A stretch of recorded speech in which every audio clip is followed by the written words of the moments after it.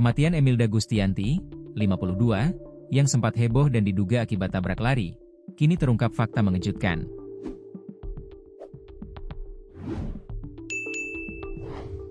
Korban ternyata tewas karena terjatuh dari sepeda motor tukang ojek, yang justru meninggalkannya di pinggir jalan dalam kondisi kritis, di Desa Duku Ulu, Curup Timur, Bengkulu pada Senin, 8 Desember 2025, pagi.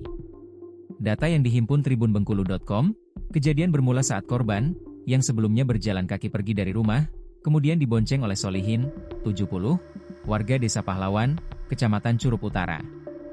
Korban dibonceng oleh Solihin menggunakan sepeda motor Honda Revo.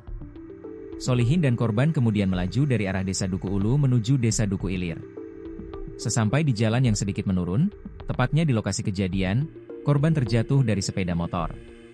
Kepalanya terbentur di jalan dan mengeluarkan darah dari hidung dan telinga. Bukannya membantu, pengendara sepeda motor justru meninggalkan korban yang sudah dalam kondisi terluka parah. Diduga, saat itu pengendara merasa ketakutan. Saat meninggalkan tubuh korban yang tak berdaya, pengendara sepeda motor sempat bertemu warga yang melintas. Pada saat itu, ada warga yang menanyakan kejadian tersebut, tetapi Solihin berpura-pura tidak mengetahuinya. Kasih Humas Polres Rejang Lebong, AKP Sinar Simanjuntak, membenarkan informasi tersebut. Saat ini pengendara sepeda motor telah diamankan untuk proses lebih lanjut.